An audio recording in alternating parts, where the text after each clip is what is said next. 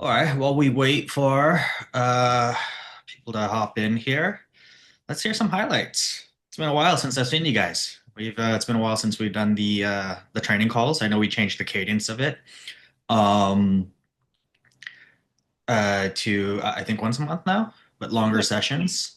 Yeah, yeah. So it's been a while since I've seen you guys. How you all doing? And let's hear some highlights. What are you celebrating right now? Professional, personal? Hi, Colin. Nice to meet you. It's actually the first time I've attended to one of those calls, so I'm very excited. I just passed like the 1 month mark with my client. I'm with Michael Jordan. Yeah, and I'm super excited. We have integrated Claude for the whole team, so this is actually perfect Mhm. timing for us. So I'm excited to learn more about skills. I've done some Claude coding courses. I've been attending to some the Atlas AI community courses as well. So I'm very excited to to attend this. So yeah, nice to meet you. Awesome. Thank you. Nice to meet you. I'm glad to hear that. Yeah, we're gonna dive into a lot more of that today. Yeah.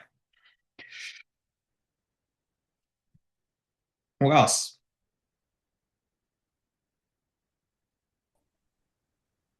Hi, Colin. Hi, everyone. Now, I would say this is my third session, and I think it's been quite very uplifting to say. The community is quite encouraging, quite good, where we can be able to share our thoughts. Most of the times, our mistakes that we make while we do our exploration, some of those things that we run around the roadblocks, sometimes even they block us the opportunity to share different things in our platform, which is quite, I would say, uplifting because you see, or rather find out that the struggles that you're having is not unique to you. There are other people who are almost having the same thing. Hey, yeah. So it's quite interesting to be in this platform and again. I'm celebrating life. I'd say that. Sometimes we take a lot for granted, and it's a very interesting part that we actually get to breathe on a day-to-day basis and get annoyed. Like right now, I have kids running around here that just won't listen when I tell them to get out. So yeah, Mhm. it's a nice experience. It's a nice thing to be, and being able to share with different people from different areas. It's just something that I find very uplifting sometimes. Mm. Thanks for sharing that. I love that. Celebrating life. That's a very important one, right? We get very caught up in our work very easily, and I think sometimes it's nice, not sometimes, but many times it's always nice to take a step back and yeah, celebrate life, enjoy the journey we're on here, enjoy all aspects of our life, right? That's beautiful. Thanks for sharing that, Evers. Let's hear a couple more. Hi, Colin. How are you? And hi, everyone. My name is Ian Warutere, and this will be my second session with you, Colin. The Mm. first one, it didn't really go perfectly well for me because of Claude and everything else. So I decided to now fully pay for Claude, for Claude Pro, so that at least now when you come in, I will be ready 100%. From a personal point of view, also enjoying life, looking forward to getting a client and my celebrating birthdays because I have a daughter who just celebrated her third birthday yesterday. So all is well on my side. Amazing. Love that. Thanks for sharing, Ian. Let's hear one more.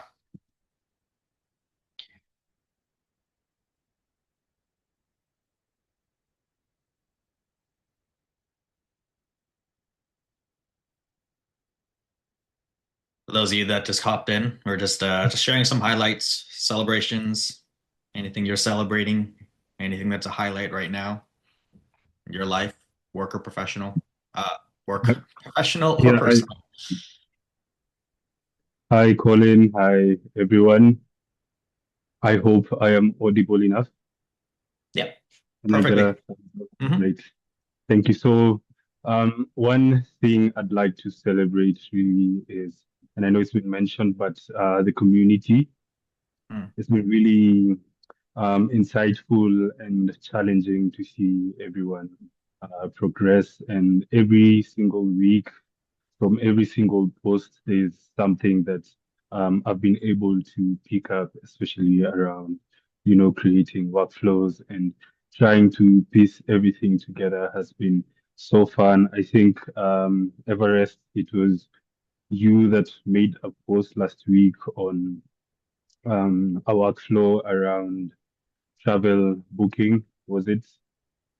Yes, I think I found that very insightful and actually got to try it out. I do have a lot of time at the moment as I wait for a client match. So it's really good to see everyone chiming in and sharing the progress via the community. Thank you. Awesome. Thanks for sharing, Andrew. Cool.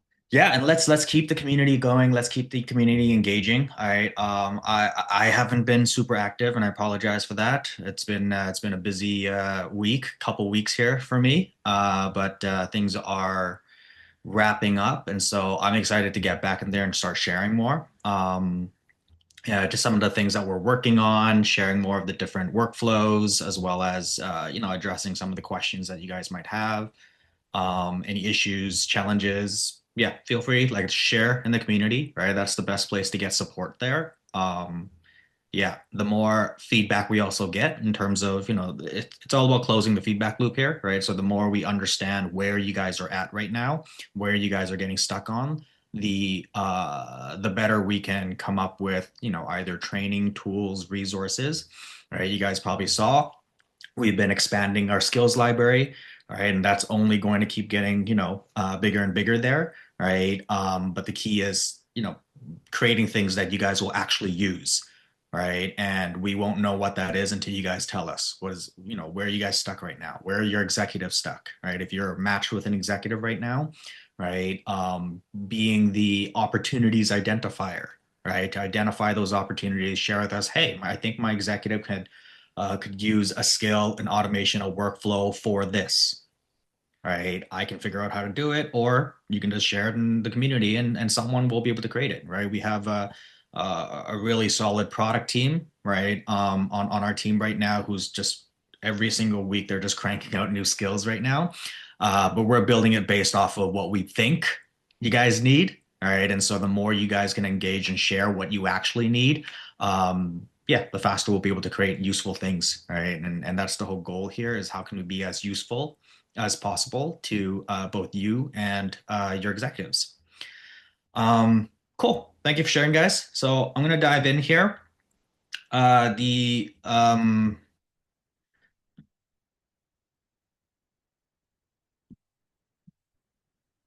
the intention of today's call here is, we've done a lot of training, created some resources around how to set up your AI workspace, how to set up a second brain for yourself, and also more importantly for your executive there. And hopefully you guys have all gone through that process and to some extent have built, set up your own AI workspace, set up, a second brain. Hopefully you guys have done this for your executives already. If you are matched with an executive, all right, today I want to dive into the utility of it. All right. Something I haven't shared enough of is okay, well, now that we have the AI workspace set up, now that we have the second brain set up, how do we actually use this? How would your executive use this? How would you use this? All right. And so I want to spend more time diving into that. And I'm going to do that by sharing my use cases. So I'm going to show you guys how I use my second brain and how I use my AI workspace. That way, it'll create more inspiration for you guys in terms of, oh, okay, I think my executive can, that would be valuable to my executive too. Right. And that way you can go and help them set that up. Or some of these workflows might be useful for you as an EA. Right. So I'm going to dive in and, less here's how to do things, but here's how it actually works, right? How to actually use and maximize the leverage that an AI workspace and a second brain um, can create for you, right? Because that's the whole point of all of this, right? Is how do we create more leverage, right? We know we're stepping into a world where AI is becoming more capable and capable and capable, right? Um, and then our roles starts to shift, right? Instead of us being the doers, right, we get to essentially become the engineers, right, of AI, right? The architects of AI, the operators of AI, right? That's the role that we all get to step in. This isn't just unique to you guys. This is all of us, even myself too, right? As CEO of Atlas, my role is constantly shifting every single week, right? Because AI is becoming more expansive, more capable, more features are being added, more tools, the models are becoming smarter and better, right? Which means I get to keep adapting my own role too, right? Instead of just being, the person that sets the vision and the strategy and managing the team, I get to look at, okay, well, what parts of that can AI handle now so that I can operate more in my own zone of genius, right? How can I be the engineer, right, to really start creating and architecting, right, all of those systems there, right? And so I was reading a book this week. It's called The Book of Elon, and it just dives into some of his mindset around building, scaling businesses, being an entrepreneur, right? And I found a lot of it very fascinating, right? There's one thing he mentioned where in the world that we live in right now, um, one thing that he doubles down on is engineering, right? And the analogy he uses is engineering is like magic, right? And that really popped out to me. Growing up, I was fascinated with the concept of magic, right? As a kid, growing up, all I wanted was superpowers. I wanted to be a superhero, right? When you're younger and you get asked, what do you want to be when you grow older? Everyone's like, I want to be a doctor. I want to be an astronaut, right? For me, it's like I wanted to be I wanted to be I wanted to have superpowers, right? I wanted to be a superhero, right? Just growing up, that was what was fascinating to me. And the analogy he creates is in today's world, engineering is magic, right? And if you really think about it and look at it, the things that we are capable of doing now, if you ask yourself, was that possible 10 years ago? People would be like, no, right? In Elon's case, right? He's just like, 10 years ago, right? If you're like, oh, they're gonna have electric cars that runs completely on electricity, yeah, like, no, that's so futuristic, right? That's like super futuristic, right? But he believed in it, and he made it happen. He was the first one to, I don't know if he was the first one, but the first one to make electric cars popular. And yeah, right. We thought that it would take magic for us to have electric cars. All right, we probably still think it takes magic for us to have flying cars, and I don't know how many years away we're gonna be from that, right? But what creates that is good engineering. Some engineer out there, whether it's Elon or someone else, is going to build that. And then the thing we once thought was, oh, that takes magic to be able to do, would be able to do through physics and science. All right. So I really like that analogy because it applies, to our day to day right now too. Right. The things that we think is going to take magic or some miracle to be able to do, we are able to do that now. Right. But the key to that is understanding how to be that engineer. Right. And, the more I look at it, the more I see that that's the role that we're all evolving into. Right. We went from, admin task doers and communicators, teleporting machines. Yeah. Yeah. We think that's magic, but like, you know what? With the right engineering, right? Like physics has already proven that it is possible. We just don't have the technology to make it possible at scale yet. All right, physics has already, quantum physics has already proven that the laws of the universe allows for teleporting. We just haven't engineered the technology to make it happen yet, right? But with the right engineering, we will get there. I don't know if it's in our lifetime or our children's lifetime, right? But someone is going to come up right? Some engineering or some engineering company is going to come up with the technology that allows us to, manifest that physics at scale, right? So yeah, I just want to start by sharing that because it's I want to bring some fun to the things that we are doing, right? Because where everything is evolving so quickly. We all know that. You guys all feel that on the day to day, right? AI is progressing so quickly. Things are, massive disruption. Everything is just changing so quickly right now. Um, and sometimes I don't know about you guys, but sometimes it just feels quite overwhelming. Sometimes I wake up and I'm like, man, this is really overwhelming. I don't know where the world's going. So much is changing, right? Just within this week, Claude released a bunch of things. Gemini is catching up now, and like there's just so much going on. There's so much noise out there, right? And it can feel overwhelming, right? And what has been helpful for me is to take that step back, right? And like Everest mentioned, right, to celebrate life, right? And a part of celebrating life for me is to bring back fun and joy to the things that we're doing, right? And so just reading that memo there from Elon reminded me of that, right? It reminded me of bringing back the fun to the work that we're doing here, right? If we can look at the work we're doing through the lens of, wow, we get to create magic right now, right? We get to create things that we once thought was impossible, right? We're able to make what was once impossible a reality, right? Not just for the world, but even for each individual. Like the things that I'm able to do now, I would never have thought that I would be able to do 2 years ago, right?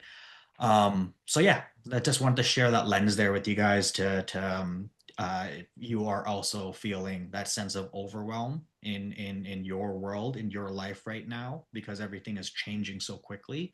Um, Take a step back, right? And bring back the fun into everything, right? Cool. Okay. So let's talk about yeah, I'm gonna pull up my AI workspace, my second brain. I'm going to walk you guys through how I use it on a day to day right now. Some of the things that, what I use it for, what I can do with it, what I plan to do with it. All right. And hopefully that will give you guys more of a, bigger picture on why we are uh, emphasizing the importance that all of you guys know how to do this. All right. Um, cool. Let me pull up my screen here and let's make this session interactive. So you guys have questions, jump in. All right. If you guys have things you want to share, jump in. This is not meant to be a teaching or a master class or anything. I want this to be engaging. This is more of just me showing you guys the behind the scenes and not even behind the scenes, but just exactly here's how I use things and how I do things, right? Okay, sorry, let me just organize my screens here. Way too many things going on. Cool. All right. So, if you guys have set up your AI workspace in Second Brain, all of this should look familiar to you, right? Right-hand side here, this is my AI workspace. I have Claude Code set up in here. I use VS Code, right? Why I use VS Code just allows me to have easy access to all the files and everything in my second brain. But also just makes it easier for me to connect different tools, whether it's Claude Code or Codex, right? So I'm not going to go into why you should use one or the other or anything. I know some people like to dive into that. The reality is just use what is available to you, right? So if you're executive and your executive's company are an open AI company, they like to use Codex and ChatGPT, then use Codex. If you guys are using Claude, then use Claude and Claude Code. Right. If your company uses Gemini and the Google's models, use that. Any of the models will work for everything that we teach here. Right. Um, I don't want to get like hung up in like which model is better for what. Right. That's more advanced stuff that like once you get the foundation going, once you get the workflows automated, once there's a system in place, then you can focus on, model optimization, token optimization, right? Because it is a thing. I don't want to discount it, right? It is a thing where, some models are better at certain tasks than others, right? Because of the context window, because of the token usage, right? But all of that is like it's it's advanced stuff. It's more deep in the weeds kind of things that like when you're starting out, I don't think you should focus on right now, right? Get the systems working, get the actual outcomes, then come back and optimize for things like which model does that job better, which model uses less tokens for that job, things like that. When you're starting out, that doesn't matter, right? If you're with an executive, your executive should be, paying for your guys's AI subscriptions for whatever it is, Claude or ChatGPT, or Gemini, right? So you guys should be able to have access into any of these models. If you don't, and you're not able to get your executive to cover that for you guys, let us know, right? We can talk to your executives, we can work with them around that, right? But there should be absolutely no reason why, if you're with an executive, that you guys don't have access to any of the AI models, right? That's pretty much unacceptable at this stage in this world that we live in right now, right? It's like asking why your executive won't pay for your Google account or Gmail account, right? Absolutely, like it just doesn't make sense. This is it's just a required tool now. And then yeah, so and then on the left side you'll see that I have my Obsidian. So these are the two things that I have on all the time. All right, this is my desktop always has these two things. Everything I do happens in these workspaces, right? Um, okay.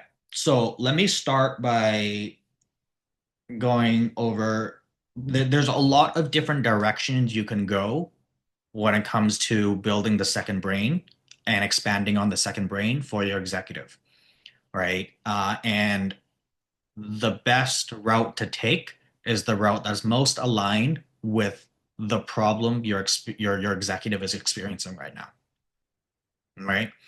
I'll give some examples. If your executive right now, right, and if you guys are an EA to an executive, you guys should know what their biggest problems are. You should know what they're experiencing, what their challenges are. If you don't understand that, you're not going to be able to be like a super effective EA to them, right? Um, so if your executive is like their biggest challenges right now is they're bottlenecked because of too much team management. Most of their day, most of their week is stuck in managing teams, right? It's in getting the right context to be able to make a decision to, help move their team forward, right? Or the team comes to them with constant questions about everything, right? So if your executive's biggest problem is being bottlenecked right now, the direction you want to go in with expanding their second brain should be focused on context management. You guys understand why? Yeah. I see a couple head nods, right? Let's pull up. Oh, I see Colin. I am just reading the comments here. Deactivated Cloud Cover organization doesn't think there's too much for us at the moment. Do you think it's always necessary? It depends on context. So Ellie, so deactivated Cloud Code, but what are you guys using then? What do you have access to? I have access to the regular Claude, so Claude AI. We don't use Claude Cowork, so it's an enterprise account. There's like too many people on our team. We're working with 5 accounts at the moment, which 3 of them are shared with other team members. I have my own account as an EA because I'm handling my exec's duties for the company and also his personal duties as well. So that's why he gave me a full account for myself, and he has his own main account, admin account. I have admin access, but he deactivated Claude Code. What we're using is basically Claude Skills. And we're working with what we have. He doesn't think that's really necessary at the moment because he uses too much tokens. Do you think that's something to be evaluated? Depends on context. What do you think? Yeah, I definitely think it should be evaluated. Um,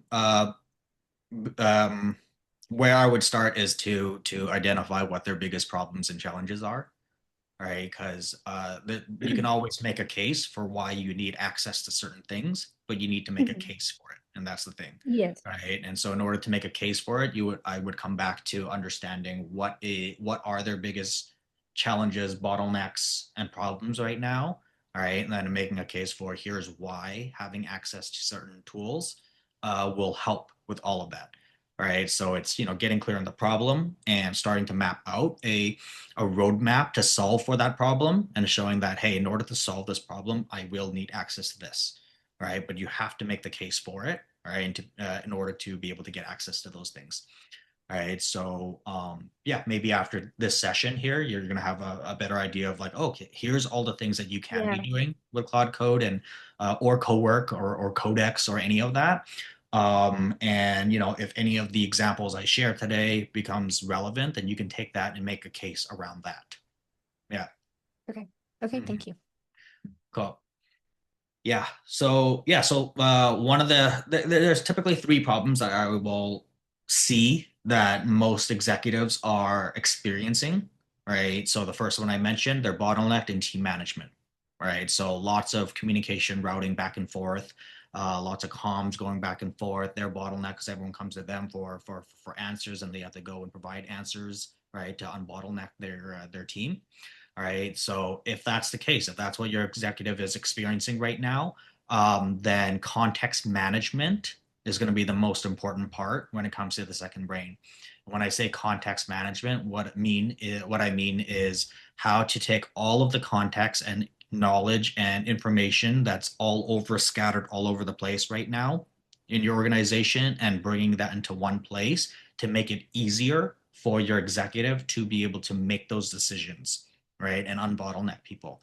I'll give you an example, right? Right now, all the context that I need gets routed into my second brain mainly through meetings, right? So, like, and the second brain template, if you guys use that, is already set up for this, right? Where all my meetings, all my Fathom recordings, right, gets pulled into my meetings folder. So all the transcripts go into there, and then I have a meetings ingestion skill, right? So, and I have it running on autopilot, right? The meeting ingest skill, right? What that does is it takes the transcript of the meetings and it builds my knowledge base here. All right. So my knowledge base has context on all the people in my organization, has context on all the different concepts and topics that I like to talk about, or that is relevant to me as an executive. All right. Then that way I can leverage that. And as I'm chatting with Claude, I could be like, hey, so, there we have a situation here. Um, pull all the context that I need to know about the situation, right? And help me resolve this, right? And then I can use Claude or Codex, right? Or, whatever model you have attached to your second brain as a thinking partner there, right? Anytime I'm coming up with strategic decisions, it's able to look through here and pull all the context without having to review every single meeting transcript, right? It just pulls up the file of the person as well as the file of the concepts, right? And because I shared this before, my second brain is set up as a knowledge graph, right? Everything is connected, so it makes it easy for the models to go find what it needs to find, provide me the context so I can make the decision, and then I can go and unbottleneck people. All right. So context management, because the reason why your executives are bottlenecked is because either all the knowledge lives in their head or it's scattered all over the place. If it's scattered all over the place, they're playing scavenger hunt. Where do I have to go to find the context I need to make decisions? If it's all in their head, then their team has to play scavenger hunt and come to me for the context. All right. And so what we want to do is the purpose of the second brain or company brain, which is the next level, right? Second brain is mostly just for your executive right now. The next stage of all of this, the next phase of all this, which is something we're building out right now, is the company brain. So how does everyone's knowledge and concepts, so not just my meetings, but how does everyone in the company's meetings all feed into one brain so that anybody can find anything? All right, then my team members don't have to come to me to find answers for certain things. All right, if done right and context management is handled correctly, they'll be able to find any answer through the company brain. All right, the only time is if it's a new question or a new problem that we haven't solved before, then okay. All right, then that has to come back to me so that I can help solve that. But once I solve that, that should be captured in the company brain. Then if that question ever comes up again, if that issue ever comes up again, the team should be able to get the answers from the company brain, right? So that's the first one, right? So if that's what your executive is, the problem that they're experiencing right now, right? Yeah, knowledge graph never fails to amaze. Yeah, it's pretty cool. Sometimes I'll just like hit this and I'll see how the company brain is, how it came together, right? Just for fun. um, so that's the first one, right? If that's what your executive is experiencing, I would spend more time focusing on context management, right? So how that works is, where's all the knowledge and information? How do I connect that into my second brain? All right. So meetings, for example, Fathom, right? We everyone in the company uses Fathom, so I need to connect Fathom into my company brain so that it can pull all transcripts. Sorry, my second brain, so it can pull all transcripts into my brain. All right. And so if you guys did the AI Workspace playbook, you guys should know how to set up connections. All right. Easiest way that I have found so far is Composio. All right. And they have a very generous free plan. So if you set up Composio and connect Composio into your second brain, then I can go and connect any app that I use. Right. So I have my Fathom set up here, as you can see. So my Fathom is connected. So I can add I can add multiple Fathoms into here. All right. So I can add Lamia's Fathom. And then so all of Lamia's meetings, I can easily ingest that into here too. All right. But any tool that I use, I can connect in Composio. And because Composio is connected with my second brain, I will be able to have access to that. All right. So one thing we're doing right now, which we haven't done yet, is ingesting all the context in our Slack. All right. So I have all the context from our meetings right now. All right. And so the next thing that I'm working on is, how do I get all the context? There's so much discussions that's happening in Slack right now, right? That, like, sometimes if I need context on something, I have to go into Slack and I have to go and find and search for that conversation that we had, 3 months ago to get the context for that. All right. So the next thing I'm working on is, okay, well, how do I just pull all the context, all the conversations that we have in Slack, bring that into my second brain, and then have something probably called, I'll probably call it the Slack ingest, right? Where it ingests the conversations and keeps updating my knowledge graph.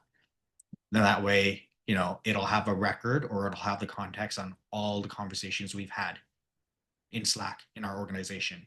All right. Then I don't have to go search for things. I'll be able to, answer any question, or anyone using my second brain or their second brain will be able to answer any question there. All right. So that's an example there of what I'm currently doing and what I'm planning on doing. All right. And so if that's a challenge you're seeing in your executives organization, you guys want to be architecting out what makes sense for your guys' organization. Maybe you don't use Slack, maybe use Teams, right? Maybe you use email. I don't know what your guys' organizations use for communication, right? But you want to look at where are the inputs and how do we bring that into the second brain, right? Where are all the knowledge, the conversations, the discussions, the truths of everything. Where does it currently live? How do I bring that into my second brain? And then how do I ingest that into my knowledge graph? Right. And if you guys took the template from the second brain, you guys will know that in here, right, in the skills, there's a couple examples of ingestion skills already. All right. So there's meeting ingestions, there's report ingestions, which is, how do I take all my SODs and EODs that Lamia creates and sends me? I take that and I ingest that all. So that now my knowledge graph knows everything that's happening on a day-to-day. Right. We have some other ones that I'll demo later too, which is the knowledge ingest as well as the content ingest. Right. So ingest is just take the input, bring that into the knowledge graph, but organize it in a way so that you have, this knowledge graph. Right. And that's what ingestion is. Right. It's organizing the knowledge in a way so that it can easily be retrievable and synthesized later on. Right. So that's the first problem. Second problem is, if your executive is just overwhelmed with the amount of work. There's just too much work, too much tasks, too much things going on. All right. Then where I would focus on in the second brain is the automation side of things. Right. So skills. All right. Skills and crons. Right. Skills is the SOP for the workflow. Crons is how to automate it. All right, so that's where I would focus on when building out your executive second brain. All right, so I would start with looking at doing an audit of what's everything on my executive's plate right now, right? And what tasks, what things is he or she doing that can probably be automated. All right, let me extract that out and let me start creating skills for it. Right. And then if it's a skill that needs to, if it's a repeating task, how do I go and automate that? All right, so that would be that area. I would focus on that if that's what your the problem that your executive is experiencing.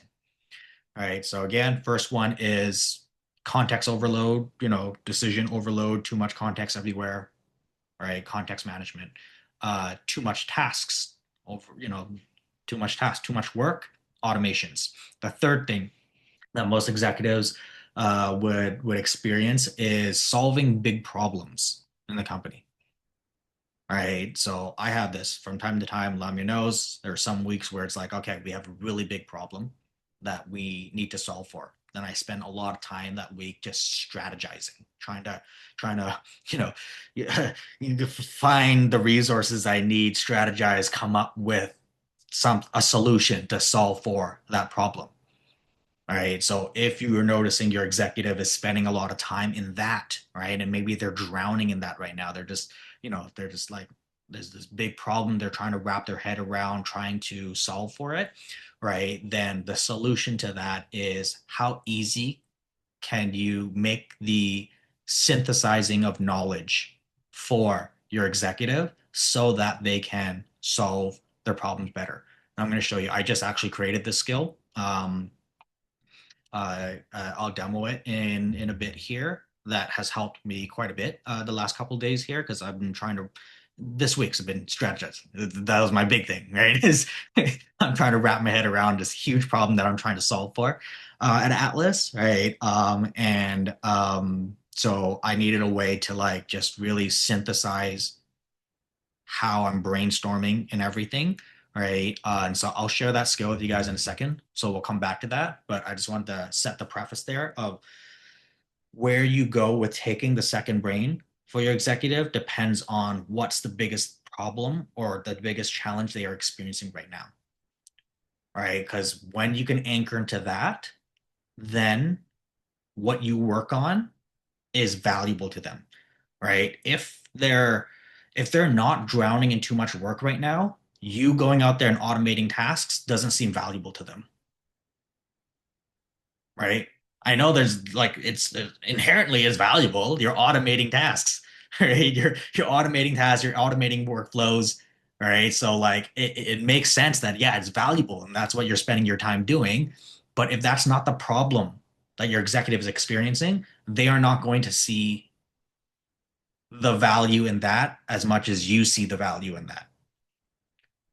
All right. So you want to come back to what is your executive experiencing?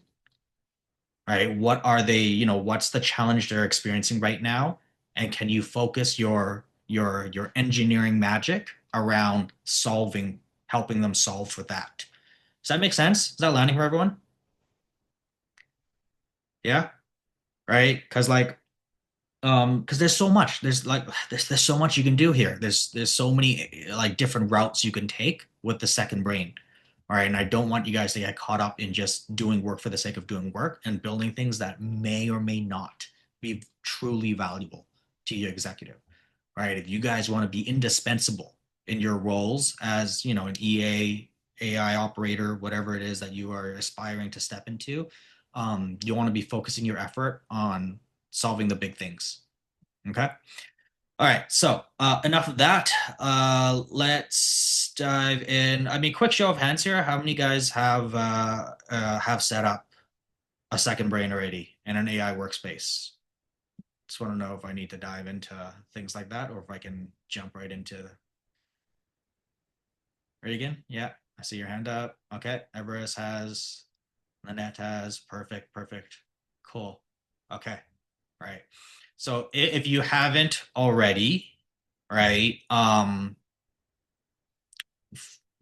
easiest way is just check out our playbook, right? We made this share this in the community already. All right, this is just the step by step, and it is really really simple, guys. Like, yeah, I'm just gonna, you know what? I'm just gonna set it up real quickly just to show you how quick and easy it is, right? Like, we have the template already for you guys to work out of. So if you go into it, second brain, it's going to walk you through the steps here, right? So here's how, if I were starting from scratch and I had to build my second brain from scratch, here's what I would do, right? So I've opened up VS Code, Cloud Code, set up my Cloud Code. There's no projects that's connected to this because we're starting one. We're going to create, a second brain. We're going to take the template. We're going to create the second brain from scratch here. So no folders on, open Cloud Code. Anytime you guys see things like this is terminal lines, right? So I would open terminal here. I have Cloud Code on already, right? I'm not going to go through how to install that. You guys should already know how to do that. That's in the course. You go in here and you're going to clone it, right? So I'm going to go here, git clone. How this line works, it means it goes git clone. There's the URL. So it's going to open up that URL to the second brain template here that we created for you guys. It's going to clone this onto your local device, right? And then it's going to clone it and it's going to call the folder brain, all right? And so I'm not going to call it brain, I'm going to call it brain test.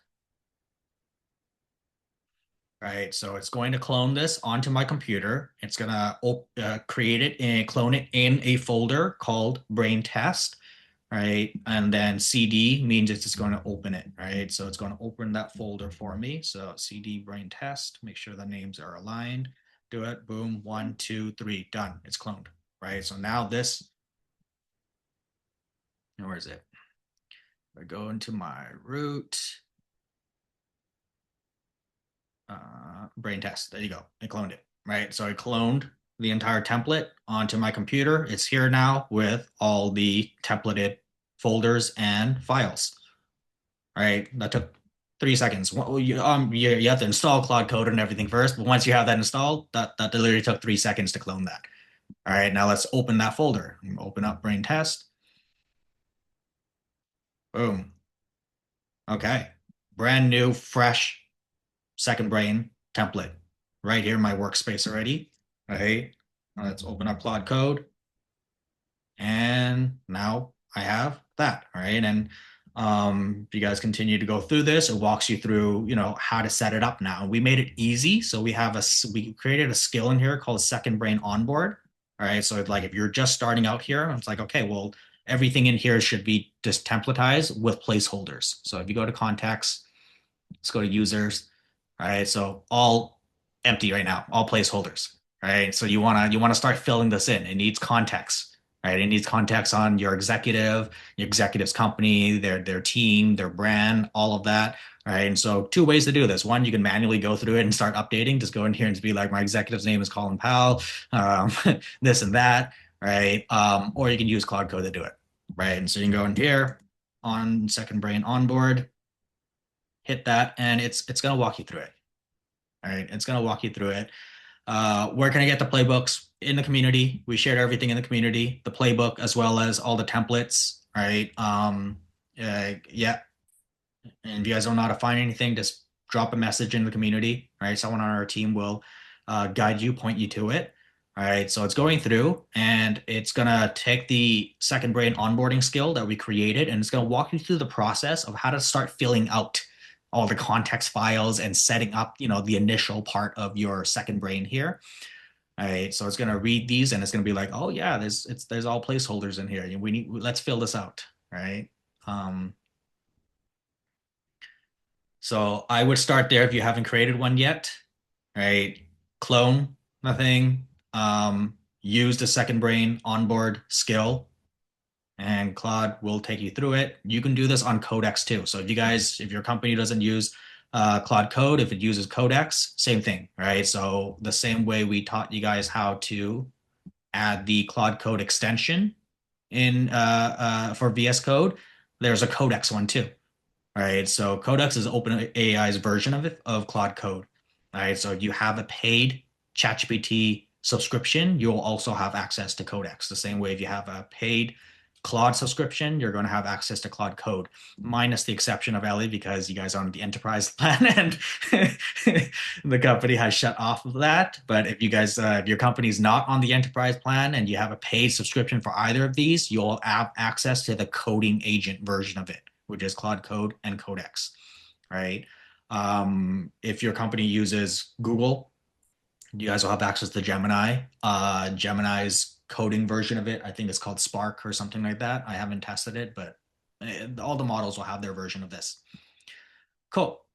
So yeah, it went through, read through it, and it's like, yep, lots of placeholders, right? And so it's giving me two options to move forward. Either I fill it in directly, or it's going to interview me, right? I don't want to fill it in, right? So I'm just gonna ask it, yeah, interview me, right? So two, and so it's going to interview me.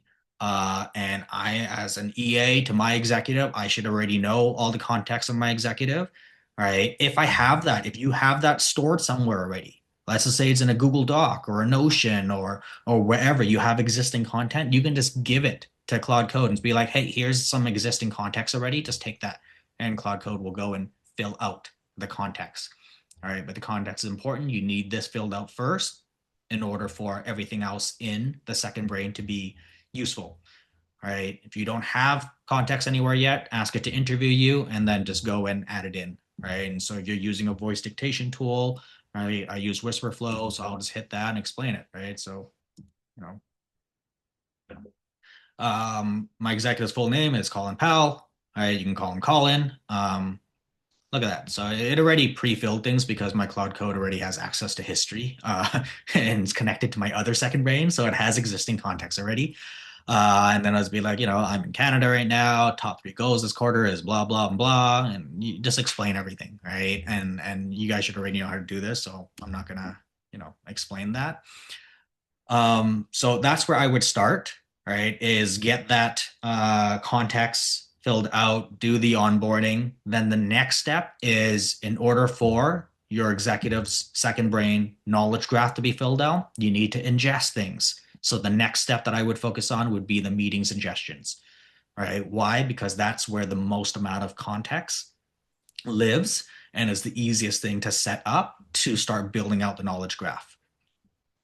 Right. So whatever tool you guys are using for, or your executive is using for their meeting recordings, if it's Fathom, if it's Granola, I think Granola is in here as well. I'm not sure. I can't remember. Probably. Yeah, Granola MCP, right? So, you know, if you're using Granola, if they're using Fathom, whatever the meeting tool is, get Composio set up.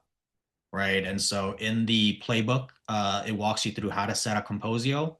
Really simple, really easy. Once you set that up, connect your executive's accounts to it, and then work with Cloud Code. Just be like, okay, I want to ingest the last 30 days of my executive's meetings. All right. I've connected Fathom into my Composio already. So let's use that and use the meeting ingest skill, right? The meeting ingest skill. And you know, it's going to walk you through how to set that up, and it's going to start adding in. It's going to pull the Fathom. It's going to add in all the meetings into here, and then it's going to ingest that into knowledge. Right? Those are the two places I would start there. Right? Then you're going to have a very solid foundation for your executive second brain. Yeah, Ellie. I just had a question because our enterprise account is actually, like I mentioned, is shared with the whole team. So how would it work? Would it affect, like, would it bring like all the meetings from the whole team? Or if I just connect Michael's accounts, it will only bring his. How would that work? Yeah. So I would always start with just your executives, right? Okay. You want to build your executives second brain first, get that to a place where things are good for your executive. And then if you guys want to go the extra route and become like really, really indispensable, you become the architect for the company level brain, right? You guys get to a Oh place where yeah. you guys are doing that, right? Then like there's you secured your career for the rest of your life there. All Yeah, right. So I'm I would just wondering if it yeah. would be if it would impact or anything because since it's like Claude Code, I would use Claude Code for this, and Claude Code would be connected to everyone else's. So I was wondering if that would impact anything or no. It won't because you can set guardrails, right? So like let's Oh, go, okay. yeah, Fathom, for example, right? So when I connected Fathom, it'll ask me which account to connect to. And so right Oh, now okay. it only connects to mine. So it's not gonna pull Lamia's or Russ's or Okay. Caesar's. Yeah, yeah, it's only pulling mine. All right. If I wanted to pull everyone in the company, then this is when I would go and start connecting everyone's accounts and add Okay. everyone's account in there. So guardrails, right? With any of these tools. And a quick pro tip is if you have multiple accounts, right? So I'll go, let's say, for example, which one do I have multiple accounts for? QuickBooks. So you can set up multiple accounts and you can change the tag on this, right? When you change the tag on it, right? So I have multiple accounts connected. Then when I'm using QuickBooks in Claude Code, or I'm setting up a skill there, I can reference it to only use the Atlas Assistance one. Don't use the Colin Powell Advisory or whatever, right? And so there's ways to set guardrails, right? When once you start to get into that realm of adding multiple accounts, yeah. So it is possible. Thank Engineering. you. Engineering, and it's magic. Mary Rose, I requested for access for my executive's Fathom, and you mentioned he can't do that because of Google's SSO. How do I go about this, please? Good question. I don't know. I will have to look into this. All right, so let's see. Google's SSO. Interesting. Maybe can you elaborate what I am assuming you have tried and like what where's the roadblock?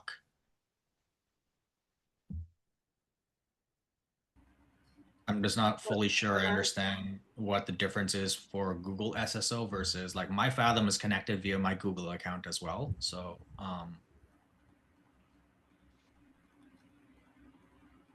yeah. You there, Mary? Yeah, Colin, can you hear me? Do you want to elaborate? Yeah, can you hear me? Yep, I can hear you. Okay, so usually he have meetings and I need to get access to the meeting summaries to get action items after each meeting. So I requested for he access to his Phantom AI so that usually because he's a coach and I'm not always in the meetings, obviously. So I requested for access to his Phantom so that I can get his action items and that of the clients and have that on his task database. And he mentioned that that he registered his Phantom with his Google SSO and he can't give me access to that because of Google is not going to allow that. So I didn't know how to go about it.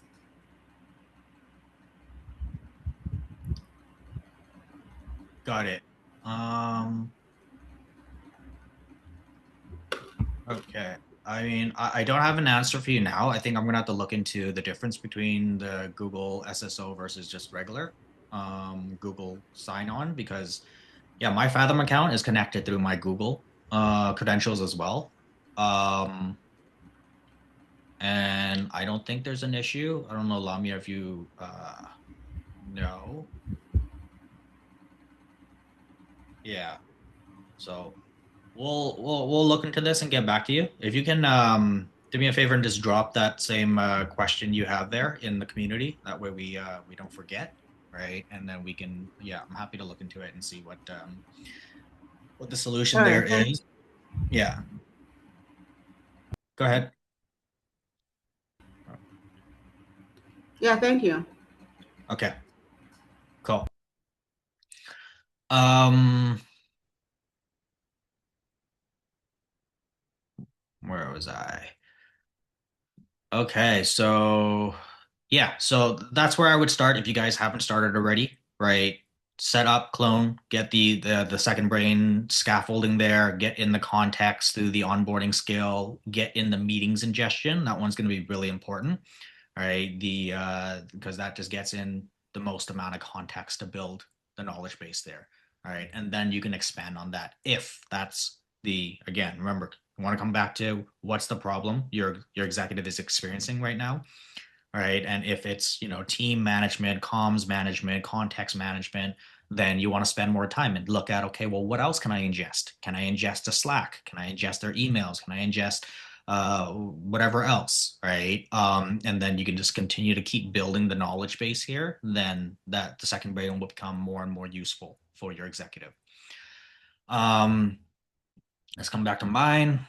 So it's my second brain. So another thing I use this for, another way I build my knowledge base is because I'm part of my role is to keep teaching you guys things and to keep coming up with more content and training, right? So I not only just ingest internal team knowledge into my knowledge base, but I also look at external knowledge and I bring that into my knowledge base, right? So an example is I look for articles, I look for YouTube videos, I look for, knowledge externally around the concepts that I'm trying to dive into, which mostly right now it's AI, second brain stuff, right? And I will ingest that into my knowledge base, right? So that I build that around all the concepts I like to talk about here, right? As you can see, a lot of AI stuff in here. And so here's how I do that. And this is something that you guys can do for your own second brain, but it's also something you can teach your executives to do too. All right. And so a couple steps here. One is if, because I'm using Obsidian, there's a Chrome extension called Obsidian Web Clipper. All right. That's really, really useful. Right. And so let's just go through my exact workflow. This is what I do. I like articles on X, right? I find X has the best content on AI stuff, right? So, if I'm looking for specific topics and stuff, I'll go into X, I'll search, second brain kind of thing, right? Or let's just see if there's anything relevant right now that I like.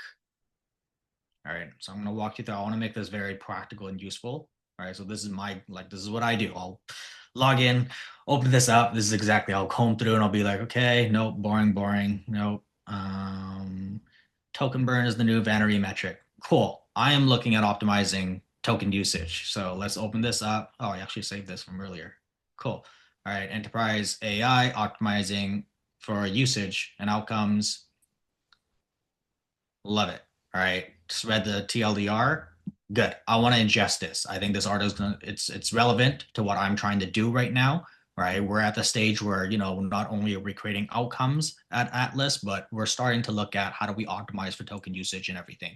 Right, so it's relevant to me as a CEO. I want to learn more about this. I want to ingest this in my knowledge base. So I'll go web clip this, and it'll pull this article.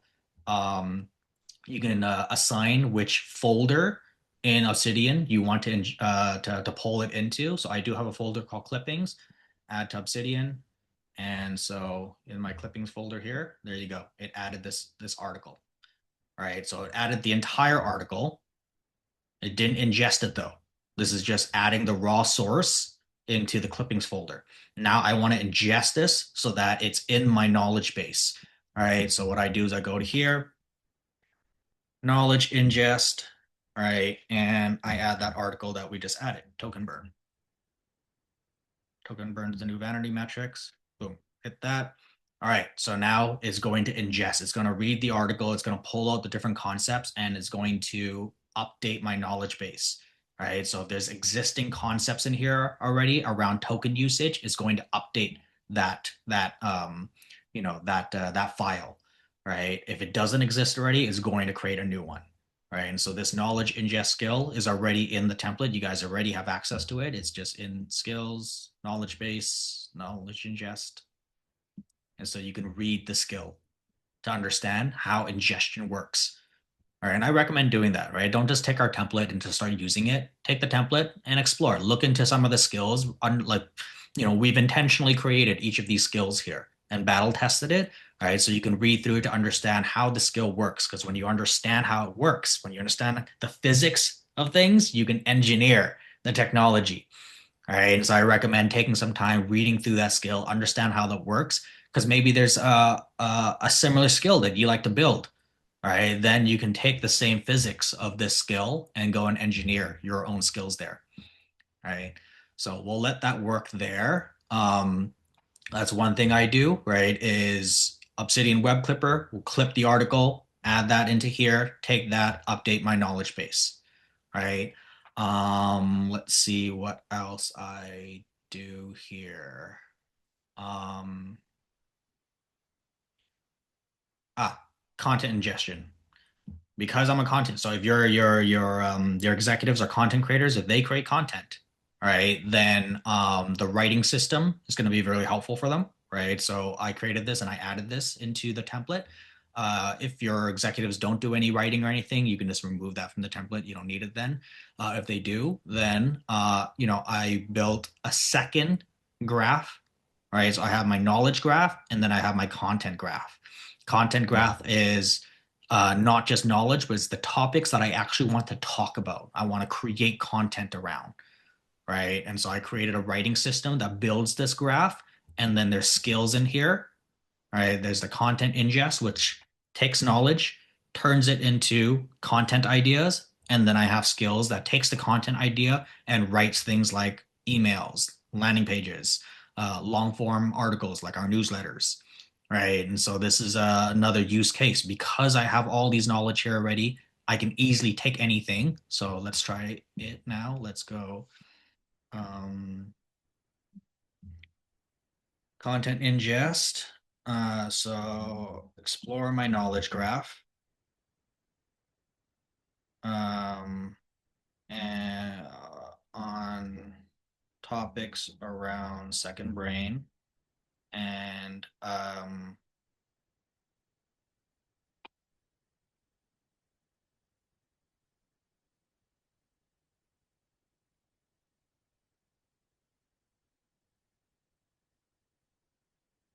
I hate typing. I should have done this with voice. I want to write newsletters. All right, this is why I use voice to text. Newsletters on how to build a second brain for executives.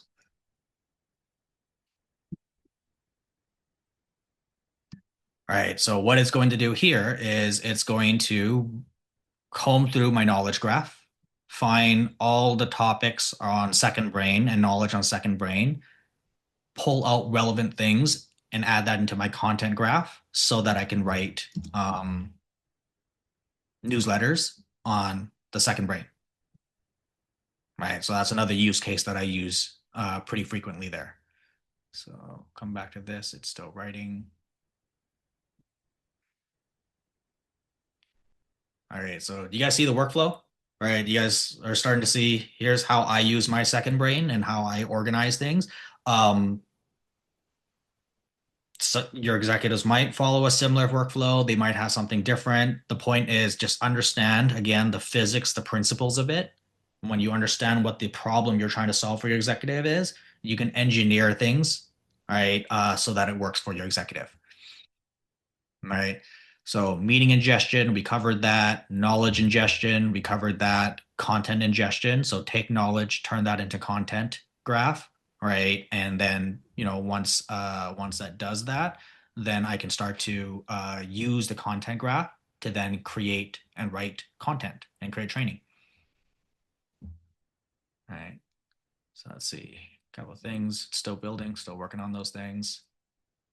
Let's see, what else do I do?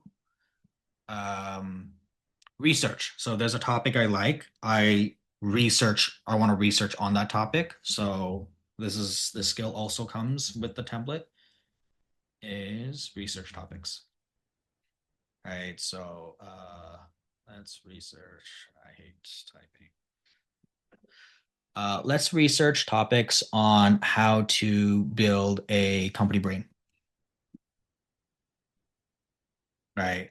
So how this skill works is it's a very structured research process. It's going to look back, it's going to comb through Reddit, X, LinkedIn, and a couple other things here, right? And it's going to look up in the last 30 days who has talked about company brain, and it's going to start pulling, the research on those things, and then time caps it with the last 30 days, so it's not looking too far behind, because content might be you know outdated by then, so it only looks in the last 30 days there. All right, so that's another really powerful skill that I use frequently. And so it's going to take that research, and then it's going to go and come up with content ideas and add that into my content graph. Cool. All right. Let's see what else here.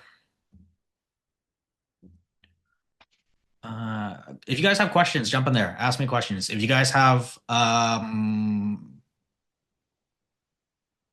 things you guys want me to walk you through, I'm happy to walk through those too. Let's see. I want to share the synthesizing. Oh, this one's finished. Let's come back to here. I exploit the graph. Here's what I found. Content graph already.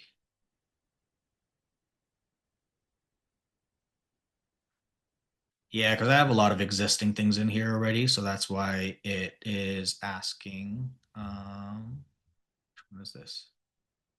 Explore knowledge graph. I'm not going to trigger this. I already have a lot of existing things running right now, but I just wanted the demo to show you guys. So what it's doing now is, okay, so it took knowledge graph stuff, it added into the content graph, right? It said content graph already holds a bunch of second brain stuff, right? And then it's just asking what to do with it, right? So, I can either create more topic pages, I can ask it to mine different stories, takes, and stuff in my context and graph in order to start coming up with ideas and topics for the newsletter, right? So we're gonna stop that because I don't actually want to trigger that, right? But I think you guys see the point there. This one was the clipping, right? Knowledge ingest. So that's what it did, right? It went through, it took that, it updated existing files in my knowledge graph, and it added new concepts, right? So now my knowledge graph has more context on token burn and how to manage for token burn and stuff like that, right? Strategic thinking. So this one I just created. This is not in the template yet. I will add this later. So I created one called strategic reading. So this is a problem I typically have a use case for. So if this is relevant for you guys, great, take it. If it's not, that's fine. Sometimes I have a problem at Atlas that I'm trying to solve for, and I want to pull external resources, right? And use that resource through the lens of the problem that I'm trying to solve for, right? An example of this would be like, maybe there's certain books that I've read that I know within that book has information that's going to help me solve for the problem that I'm trying to solve for. But instead of what most people do is they'll go and summarize the entire book. And then maybe, some things in there in the summary is useful. Sometimes it's not, but there's no synthesis of knowledge. That's the important piece here, right? Because when you have knowledge context already and you make it easy to ingest context and to retrieve context, the next part is how do we synthesize, right, the knowledge that we have to solve the problem that we want to solve for, right? That's the role that humans are going to be playing in the future. AI will take, as you guys see, AI will handle the whole ingestion and retrieval, right? We don't need to do that anymore if you set up the system for it. But what we get to do as EAs, as whatever roles we're in right now, is to apply our human judgment, to apply our human taste, right, to the thing that we're trying to all the knowledge that we're able to retrieve, right? And this is key. You guys want to be able to hone in your ability to take context, synthesize it, add your human judgment to it, and add your taste to that. Right? The ones with good judgment and good taste are going to stand out in this next AI era that we're in. All right. And so one way I've been able to have AI help me with this is this strategic reading skill, where I can now apply any book or article or resource and have it take that and synthesize through the lens of the problem. Right. So let's take one as an example here. There's one that I've been working on. A book that I've been reading is called Same as Ever. Right. And it talks about focusing on the things that don't change in a world that's constantly changing. Right. Very relevant to what we're experiencing right now. Right.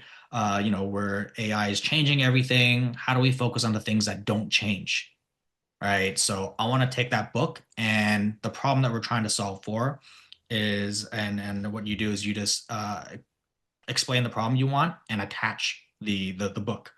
Right. So problem is, problem we're trying to solve for is deciding what we should be focusing on. When as we're transitioning from a traditional staffing agency to an AI native agency. All right, the AI disruption is it's real. There's constant changes in every single week.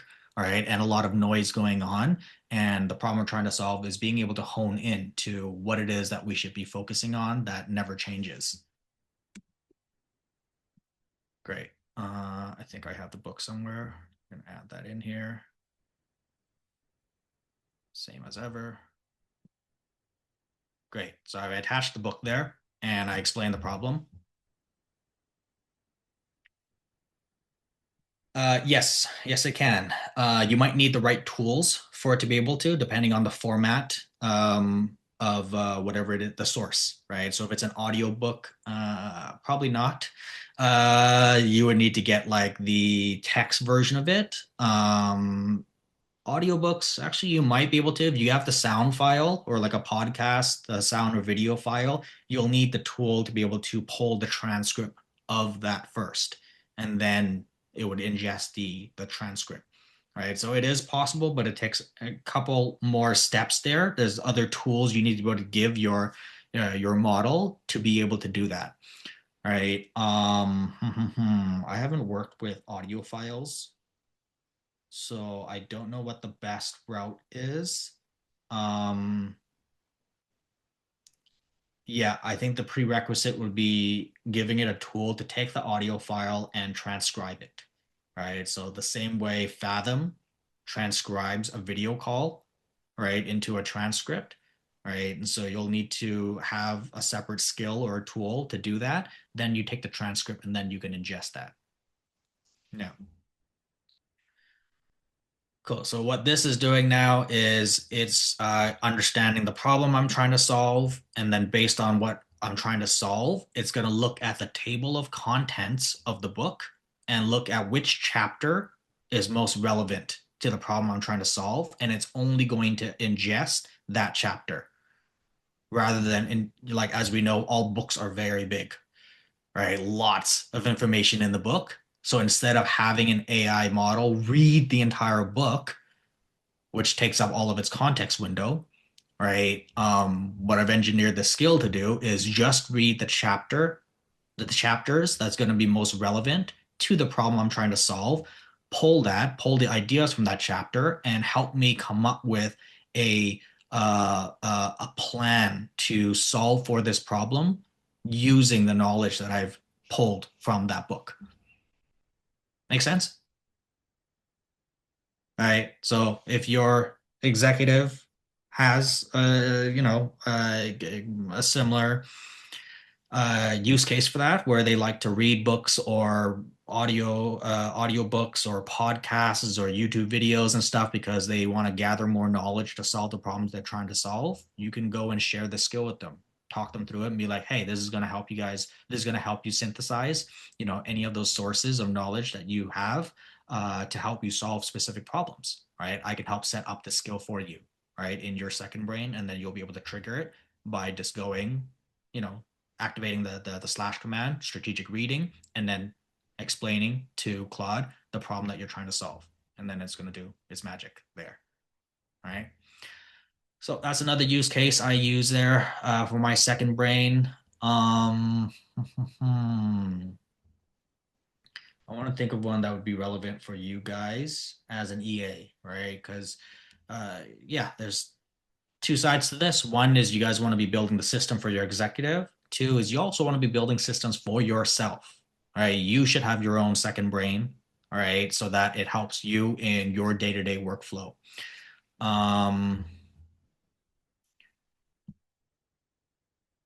SODs, EODs. Not how to create them. We already have resources on that. I believe that we share with you guys. But let's just come up with something. So presenting SODs and EODs to your executive in a way that, you know, they like to receive things. All right. Maybe they're a more visual person. Maybe if you just send them texts, it's, you know, they ignore it.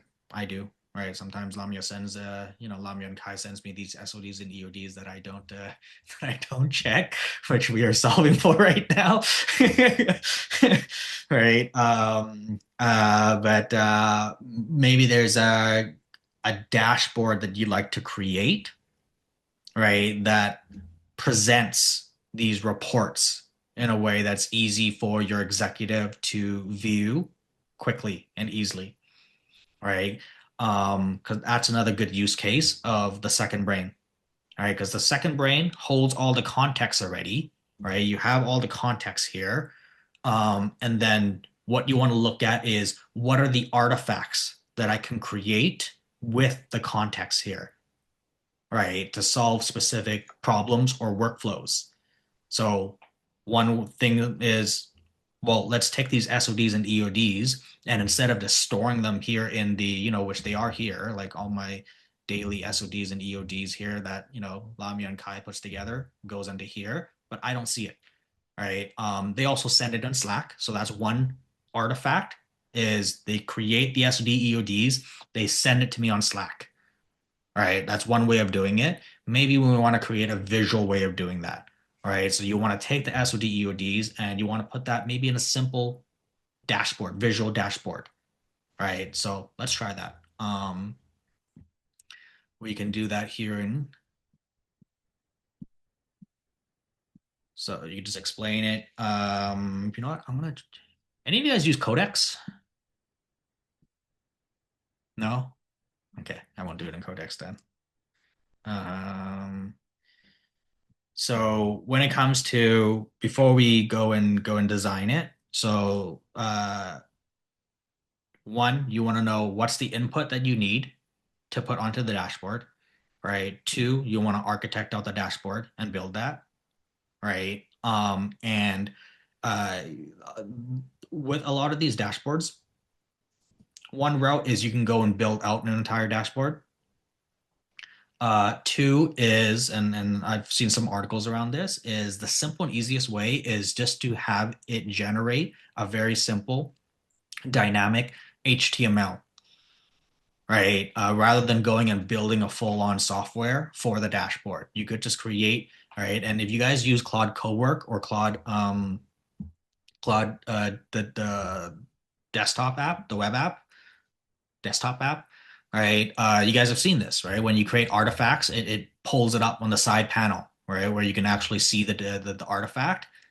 That's basically what you can create. And it just dynamically updates itself based on the context that you have, right? In your second brain. So you don't actually need to go and build full on softwares and things anymore, right? Cowork does marvelous work with HTML. Yeah, 100%. All right. And so like that, this is what I mean by like with the right engineering, you can create a lot of magic here.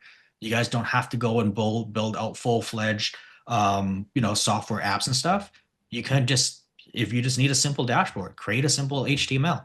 And you can do that in Cloud Cowork. So you can connect your second brain into Cloud Cowork. Actually, let's try it in Cloud Cowork instead of the Cloud Code. So um I want to build a simple dashboard to present the SODs and EODs that I create daily for my executive. You can find the SODs and EODs in the reporting folder. Um, I want it to be branded. I want it to be aligned with the Atlas branding as well. So use the Atlas design skill.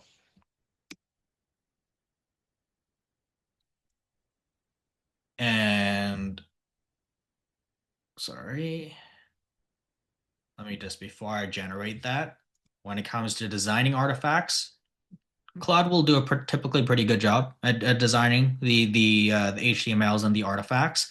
If you want it to be branded, you want to create a design system, which I have created a course already. If you guys watched that course, you guys seen that course in the training? All right.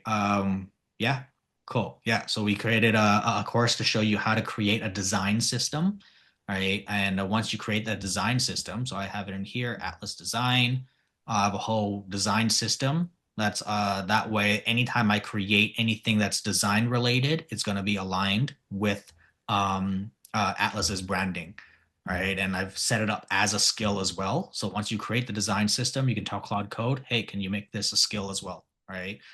Then I just go / Atlas design, and then I can explain what it is that I want to design. It's going to use all of the branding that we have there. All right. And so let's try this in Cloudwork. It should be able to do it.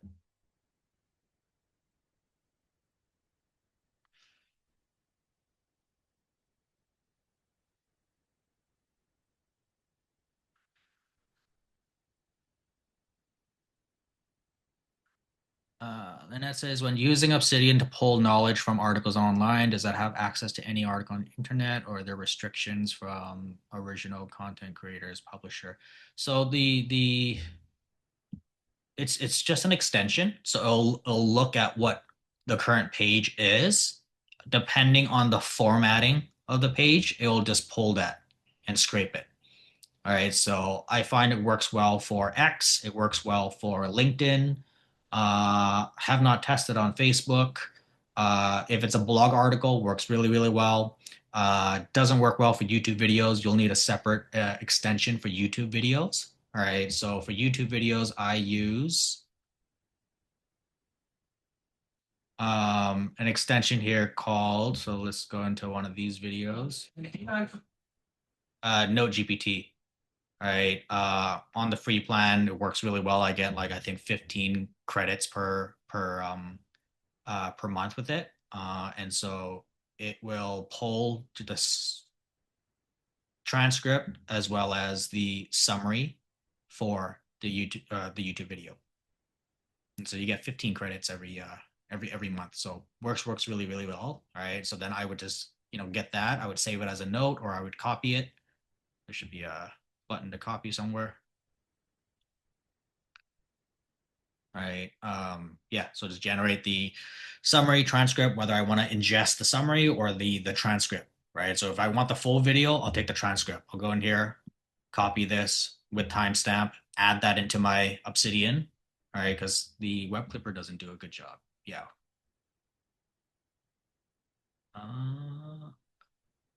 Oh, you know what? And actually, transcript.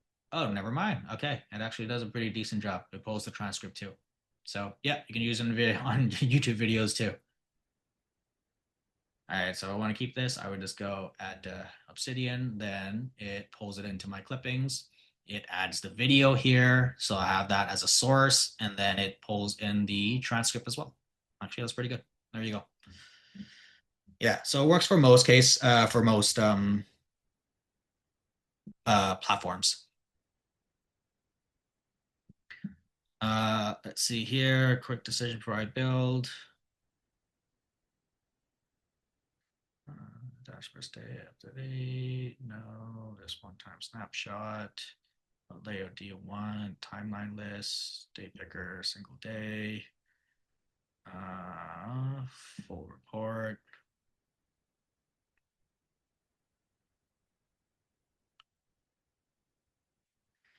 Yeah, we're at time. We might not get there, but hopefully you guys get the point here of like what you can do, right? So, if I was an EA, what I would look for, in my second brain here is, what are with all the context I have here, what are different artifact HTML dashboards that I can create to present things to my executive in a way that works for them, right?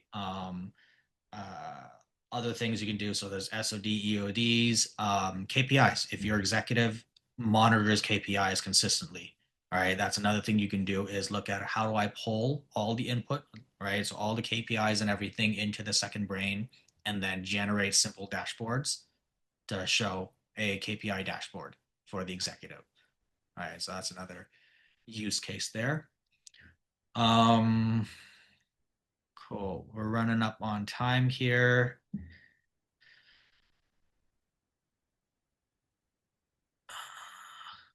Okay. Questions? Was this helpful, guys? This is I wanted to test out a less structured call and kind of just dive into things as we go.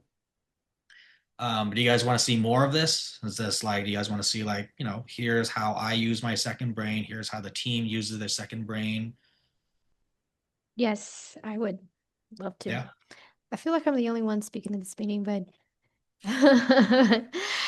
but I really like it. I'm really interested in it. I will definitely talk with my exec and convince him, but he's very open to things, so he's not too difficult. I think he'll budge. But I really like it.